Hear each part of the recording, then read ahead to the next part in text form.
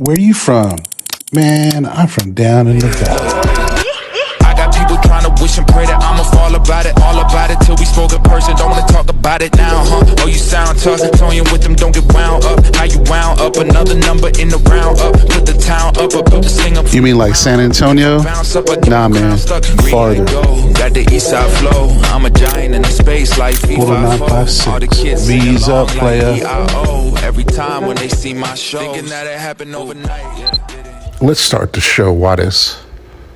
Hey, what's up, everybody? It's Danny with Down in the Valley Sports, and we've got one of the most respected voices across the entire state of Texas in terms of high school football. We got Matt Stepp from Dave Campbell's. How you doing today, Matt? Roy, Danny, appreciate y'all having me on. Love what you guys are doing. I've watched a couple of the episodes and super excited what you guys are doing down there in the 956. Thank you for joining us. Well, I'm going to get into the rapid fire. That's okay, Danny? Yeah, come on with it. Cool. Well, Matt, I hear you're a hip hop guy. I tracked your ex pretty closely. Yeah. And so I wanted to go with the kind of one that everybody's talking about right now, Kendrick versus Drake. Which one do you go with? My wife is my wife's Canadian, so but however, so she hates Drake. Yeah, my daughters like Drake, and Drake because he has some stuff that you can bob your head to, and some hits. But I think as a lyricist, and I don't like a lot of new hip hop. I'm old. Kendrick is an unbelievable lyricist, and he's really a genius. So I got to go with Kendrick there. Okay. The next one is a noise, but if you're a true hip hop guy, the way you react to this is going to tell me a lot, right? So I'm going to do it and see what you do. Okay. Nope. No. Gosh. No, nothing. Now I feel stupid by saying hang on. That's like is that Snoop? It sounds like Snoop. It sounds like Wu-Tang Forever. Oh, that sounds like that Snoop is a song by Snoop though. Snoop has a song that has that. Yeah. It sounds like that. Yeah. So see, I wasn't really a big East Coast guy. I did not really get into the East Coast hip hop a whole lot until later on. And I would say when it comes to East Coast hip hop, I'm much more of a tourist when it comes to that kind of thing. I'm much more of a down south Texas guy. Houston hip hop is really kind of where I kind of cut my teeth. But obviously, you have a lot of respect for what Wu-Tang did. And they have, I use the acronym CREAM quite a bit because cash rules everything around me. So absolutely trying to make $1.15. So so this one's probably pretty easy. Wu-Tang, Outkast, or Ghetto Boys. I saw a post where you mixed up some letters, but which one do you mess with the most? Probably. Even though I do like the Ghetto Boys a lot and like a lot of the Houston hip hop, I think overall I think you got to go Outkast, and Southern Playlistic Cadillac Music is a true classic. So. But Ghetto Boys really got things started in Houston and kind of paved the way for a lot of the Houston guys that I like from the late '90s. The DJ Screw, the Swisher House, that type of thing. Is where I kind of got into in my teenage years. Absolutely. What's the best Valley team you've ever covered? 2013. I think it was the 2013 Harlingen that went to the regional final, and I tell people this all the time that Harlingen, I saw that Harlingen team. Manny Gomez's ball club was an unbelievable team. They got off to a really slow start against Madison in that regional final in Kingsville. And other than that, they didn't get off. I think they would have been a state semifinalist that year. They were an unbelievable. They were good team. They were so good, man. They had weapons all over the place, and that was Harlingen's shot, I think, to really do some damage. They went 13-1, which is nothing to sneeze at, but just couldn't overcome a slow start in the fourth round of the playoffs that year. But they were fun. I watched them against Abilene High in a neutral site game. I saw that at Hero Stadium that year, and I told everybody, I'm a Fort Worth guy, and Abilene High was my wife, even though she's Canadian, actually graduated from Abilene High. Whoa, okay. Everybody thought Abilene was just going to destroy Harlingen, and I was like, I don't know, man. This Harlingen team seems like I watched them tape on. They were really good, and they had a great ball club. So definitely that Harlingen team. I want to say it was 2013, maybe it was 2012, but kind of in that era, that Harlingen team that went 13-1 is in my opinion the best Valley team that I've ever seen. Didn't Abilene didn't Abilene like go for 2 or try to convert like on a fourth or something to win the game and they got did. stopped? Yeah, they did. Harlingen just stopped them at the goal. I think it was a 2-point conversion at the Yeah. end. So it was an unbelievable football game. Great It crowd. was. You usually don't see those kind of crowds for a neutral site regular season game on a Saturday, but man, Harlingen, as they always do, they showed up big, and Abilene brought a great crowd because they're a traditional West Texas program and they were kind of in the midst. They had just won state, I think, the year before, and so they had a lot of hype around them, and so it was a great football game. But yeah, probably the runner-up is Landry Gilpin's Mission Vets team. Oh yeah, I heard a lot about that. Landry, I was at their game against Corpus Christi Vets at the Alamo Dome, and Landry, I think, had like 600 yards of offense that day, and they beat Vets and Corpus Christi Vets in a shootout. But number one for me is that Harlingen team that went 13-1. Good Yeah, choice. before I moved back to California, I went to high school in Harlingen, and I lived in Fair Park. And at that time, we had a running back here named Mo Hunter, who, I've rest in heard of peace, Mo Hunter. Yeah, passed away a couple of years ago when I moved back here. I think 2020 he passed away. But Mo Hunter, man, that guy was a beast. He that was. Harlingen team lost to Judson, right? Didn't they play Judson? Yep, Yeah, yeah. yeah, That yeah, was. I was in the stands for a lot of that. I think it was 90. I want to say 92. yeah. I think 92, and I've never seen, I've seen a lot of good football. My dad was a coach, and I grew up in Oceanside down in San Diego, and a lot of good players, but I've never seen a running back with his power and just compact and was just insane. Yeah, So he's Mo a Hunter, legend. that's a legend for us down here in the Yeah, valley. you know, Um, this he was kind of a guy pre-internet, right? Like mhm.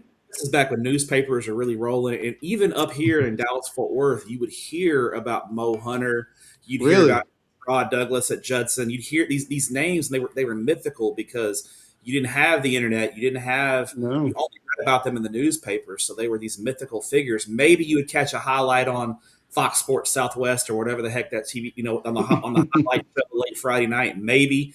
But yeah, I heard of Mo Hunter, and I've actually gone back and watched some highlight tape on him, and he seemed like he was the real deal. Rest in peace to him. He was a legend. Yeah, rest in peace, man. He was the real deal, and that being a kid watching him was something special. So that's one to me. He's probably would have. We had a lot of players. Mishak was another good one, and Stevens was another good one. But to me, there's Mo Hunter was just the one.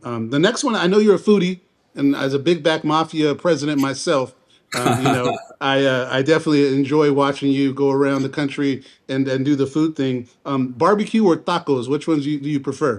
Oh man, I mean that's you're tugging at my heartstrings. I mean, I could say porque no los dos, but I'm not. I'm gonna. Say it. I'm, I've had to, if you're gonna put me on the spot and pick one, I'm probably gonna go Mexican food, just barely, Okay. just because I love the versatility of it, that kind of thing. But I do, but in the versatility, you can make brisket tacos or carnitas tacos Yeah. There you go. or barbacoa. I mean, it's all you could put anything on a tortilla, so it's a great vehicle for food for sure. Yeah, I think Ramos had you. We interviewed Brian Ramos. He said, we'll barbecue some tacos. Yeah, yeah, so, yeah. I mean, that's so my I was kind of guy like, right there. That's my kind of guy. But yeah, if put me on the yeah. spot, I'm gonna pick Mexican food. But I mean, like I said, love them both. So my favorite barbecue place is not the Valley. What is? I gotta tell you, it's a city market in Luling, Texas. I I've went been there. there. Have you been there before? I have. They have a very unique sauce, kind of a. It's almost a mustard-based sauce, but it's really good on ribs. And you walk into that pit room, and it's black. The wall's black. And it's not Yep. because it ain't because the wall's painted black. That's just No, decades. all That's natural, decades. baby. Yeah, Luling City Market is great, and a Valley tie-in there. Mission Vets head coach David Gilpin, his lovely wife is a Luling girl, so Oh, I didn't uh, know that. he's from Luling. Yeah, so I mean, How we've cool talked is about. that?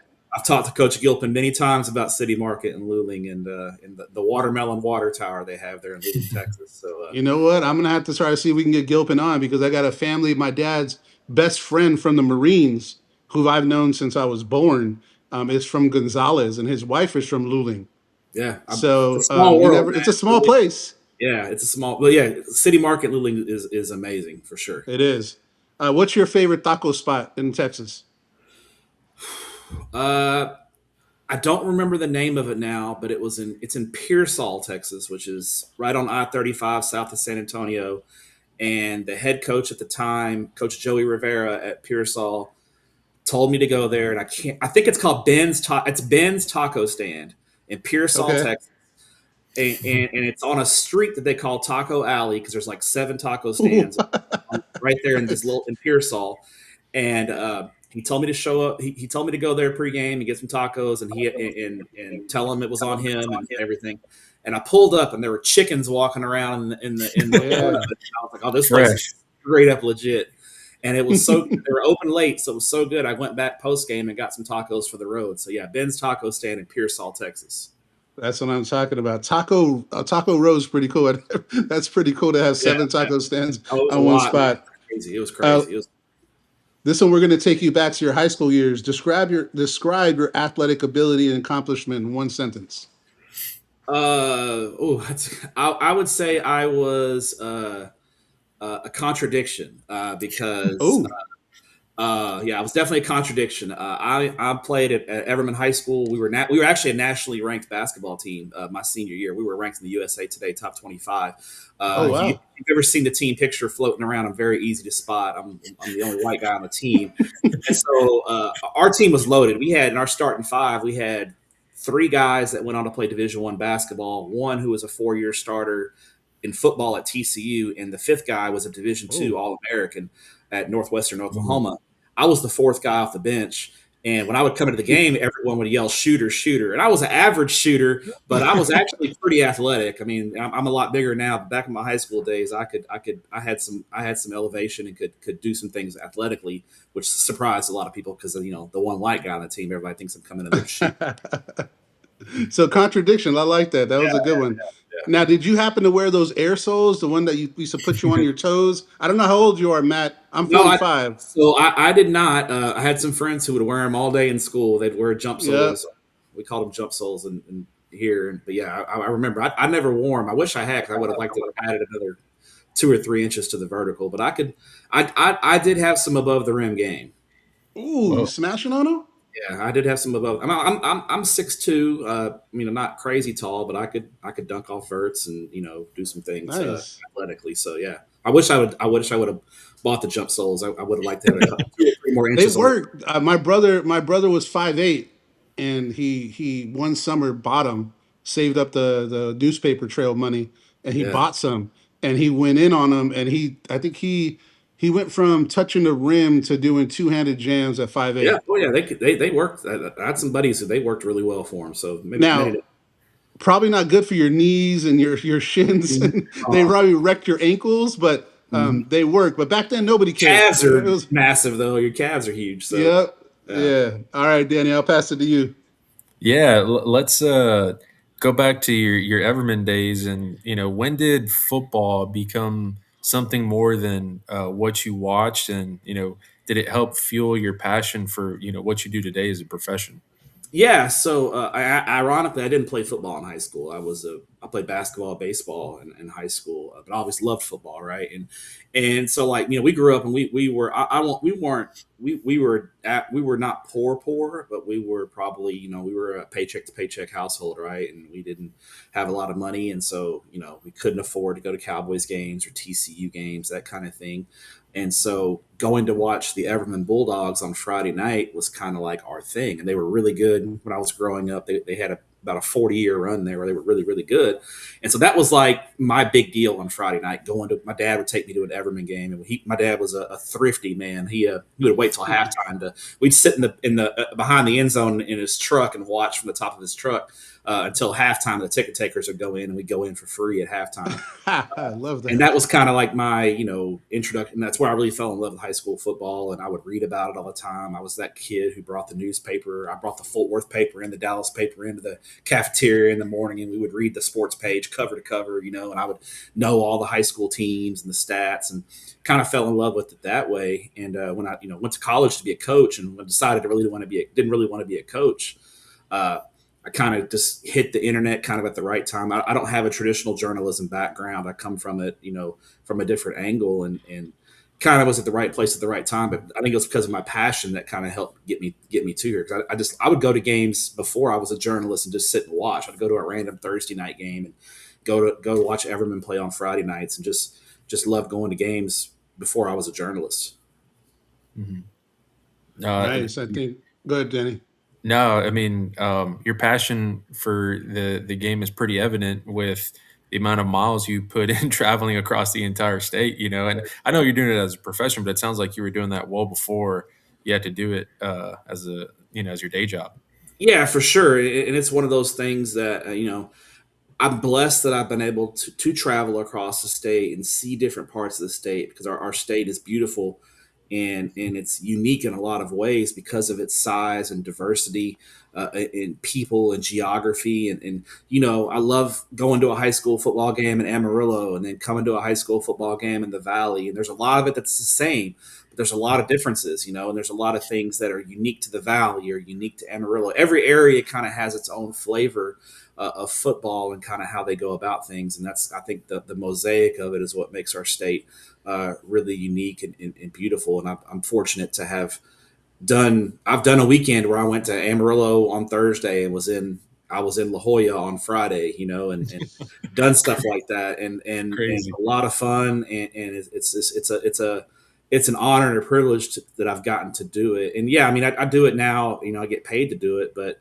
I probably, if I'd have had the means, I'd have done it on my own anyway, because I just love going to games and love experiencing new things, and especially like the Valley. I have a soft spot for the Valley just because of the people, and it's something that you go to a game in the Valley, and when people find out you're not from there, and they talk to you, and they find out that you came from out of town to watch their schools and teams play, they're so proud, and they're grateful that you took the time to see them, because I think it's a part of the state that I don't think is as overlooked as it used to be.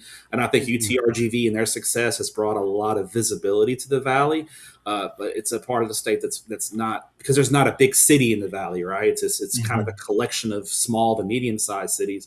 And so it doesn't get the attention that maybe it deserves, but it's a beautiful part of the state with beautiful people and great football that I enjoy watching.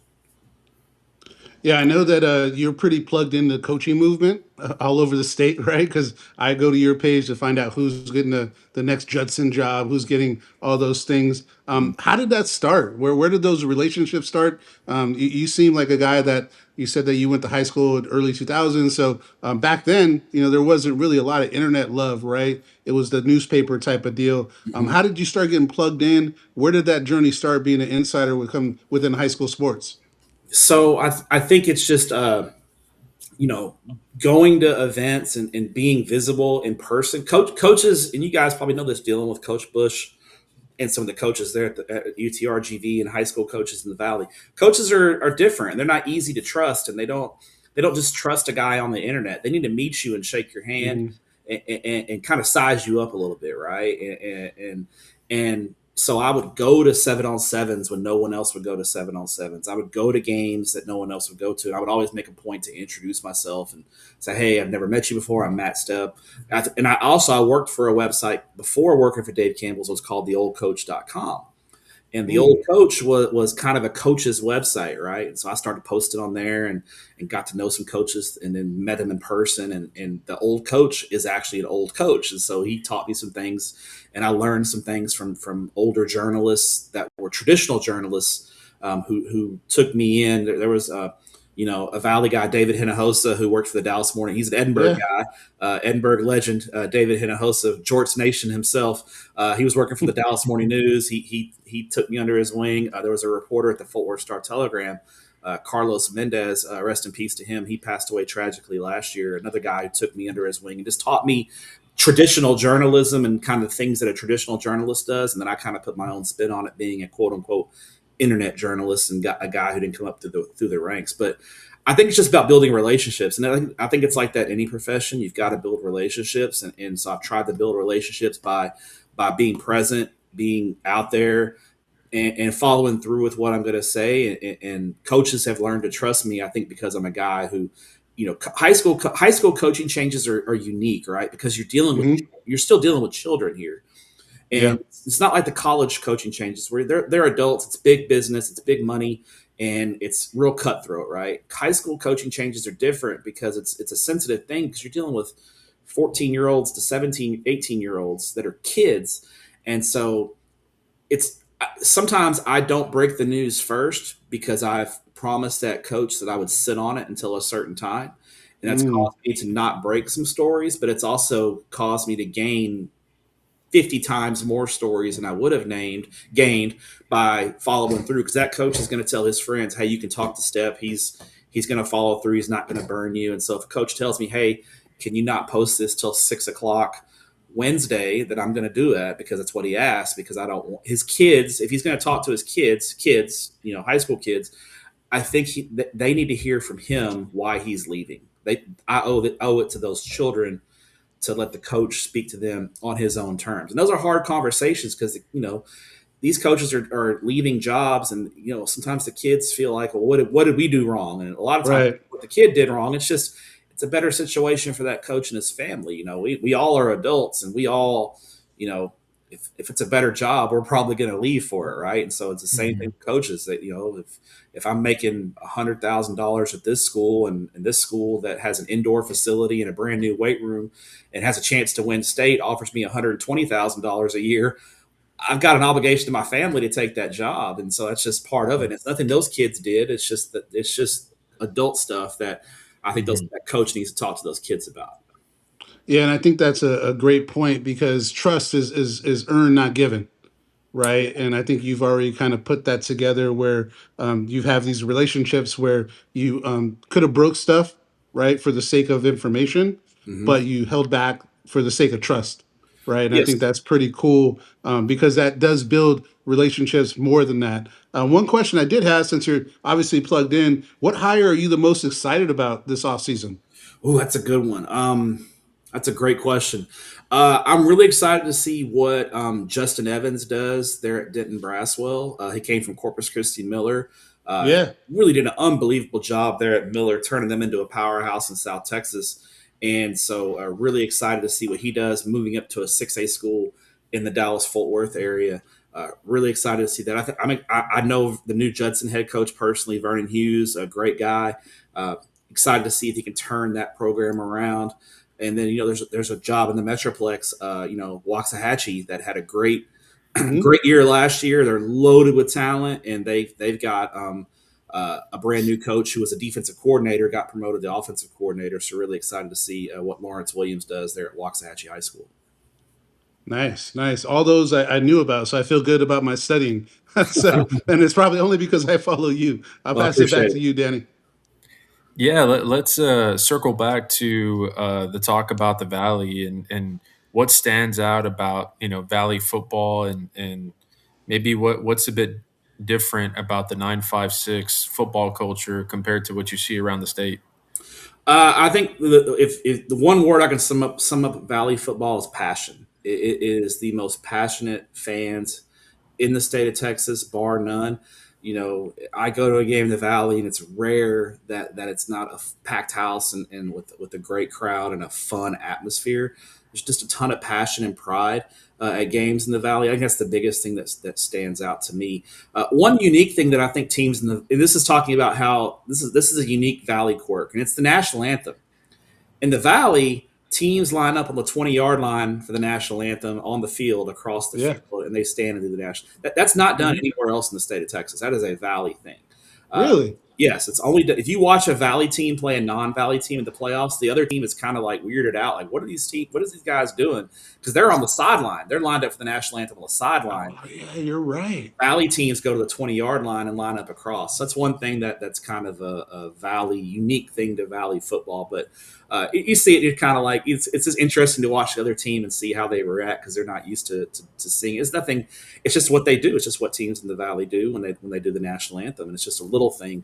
But and I love going to the Valley because I just feel good when I'm at a football game and there's palm trees in the background, And it just makes you feel good, and then it's warm weather, and and there's somebody usually cooking something. That's the other thing is that the Valley doesn't have the big fancy press boxes that you see in other parts of the state. It's pretty bare bones for the most part, and a lot of times I don't even go in the press box at a game in the Valley. I'm usually on the sidelines, but there's always some good food somebody's cooking somewhere at a game in the Valley that I can get my hands on. So it's always a fun time. That's half the fun is trying to, making sure I get some cash at the ATM before I come and get get something to eat from somebody making some tacos or something at the concession stand, and supporting the local whoever's raising money at the concession stand there.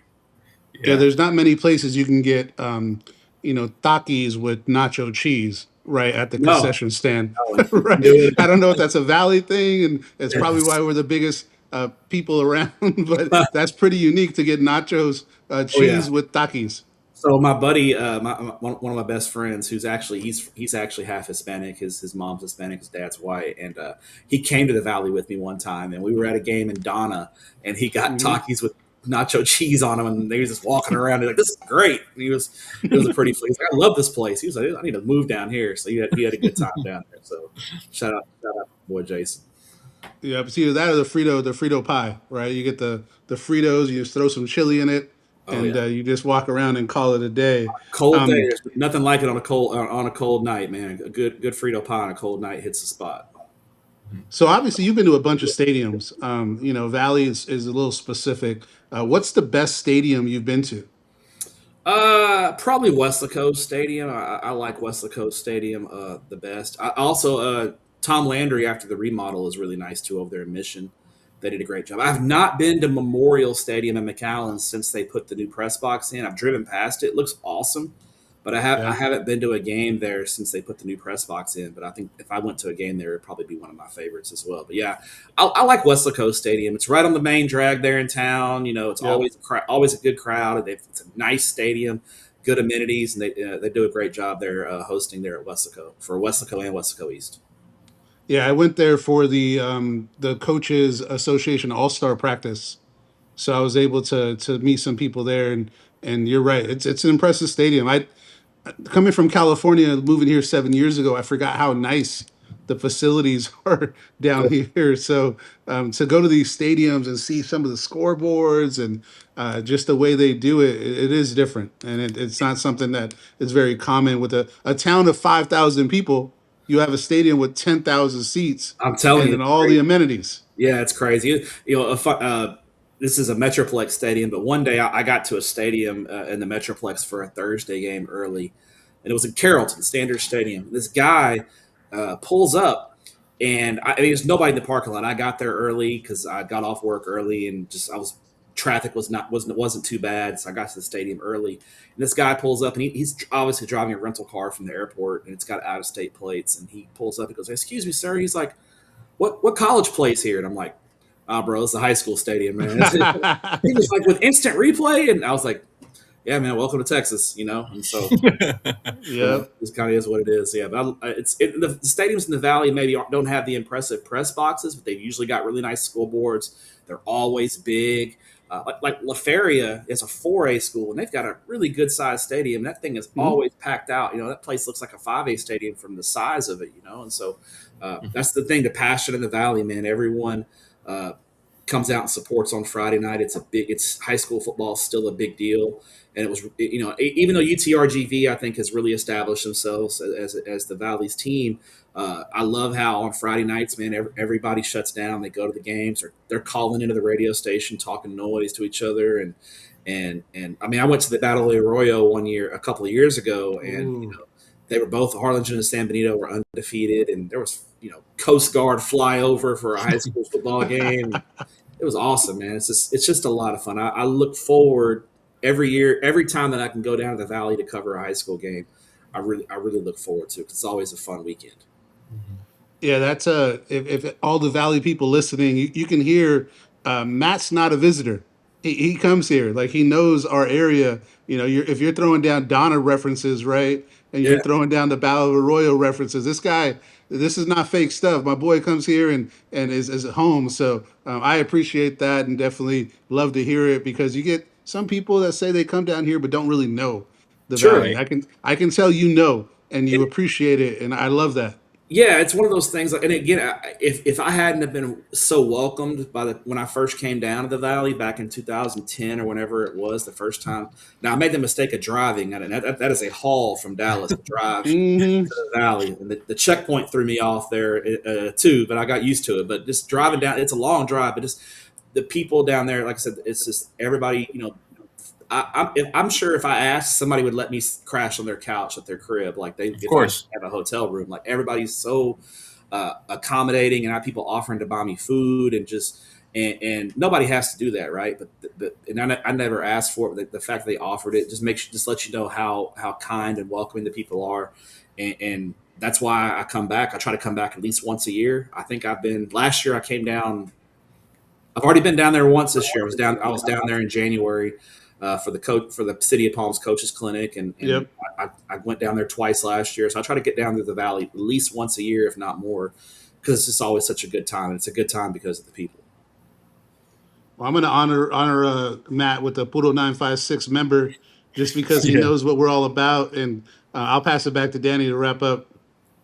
Yeah, let's talk a little legacy here. So, many years from now, I'm sure you're still going to be attending Texas high school football games, but, what do you want people to say about your work, or, what would you like to be most proud of in terms of your craft? I think I would like for my goal is to I love Texas high school football, and I try to treat everyone fair and treat the small towns just as important as the big Mhm. cities. The 2A school. And I don't. I mean, a positioning statement. I don't do 6-man football. Just it's just a different game, and it's just not really my jam. But Mhm. the smallest towns, to the biggest cities, I try to, east to west, north to south. I try to treat everyone. I treat everyone fairly, and I really do love going to the games, and it doesn't matter what size school it is. I love going to games. So I hope that people just remember me as a guy who was fair and just loves Texas high school football and loves what it means to our state. I'm a Texan, and we're very proud people. Texans, we love everything Texas, and I think Texas high school football. We're in a world that always often is looking to divide and for Mm. different reasons, and I think one of the true things that still brings people together, regardless of anything else, is that community's Texas high school football team. And so that's what's beautiful about it is it if, at least maybe for 3 hours on a Friday night unites towns and unites people, and I think that's a beautiful thing, and hopefully it can continue long after I'm gone, because it's a gift that we have here in our state, and I hope it continues for a long time, because there's just something special about public school football in Texas, the communities and the towns and what it means to everyone. And I'm not saying there's not great football played in all parts of the country. Like it's obvious, Florida, California, Ohio, Georgia, Louisiana, great football all over the country and great football players. But we're unique because it's really a community event, and the entire community comes out, and I love how it unites people. And I wish we had more of that. And it sounds cheesy, I know, but really, you go to a game on Friday night, and you will see two people that hate each other 6 days a week. But on Friday night, when their team is scoring a touchdown, they're high fiving each other and hugging because they just scored a touchdown. So that's a beautiful thing. Yeah. So people just remember me as a guy who genuinely loves Texas high school football and what it means to communities. Yeah. So, with that, that concludes our show. For all of you watching, please like, follow, and subscribe. And make sure you tune in with Matt Stepp here at Dave Campbell's Texas Football. Appreciate you. V's up. Let's go. Baby, drop your location, I'm coming to find you. Don't like the past, but let me get behind you. I am that guy.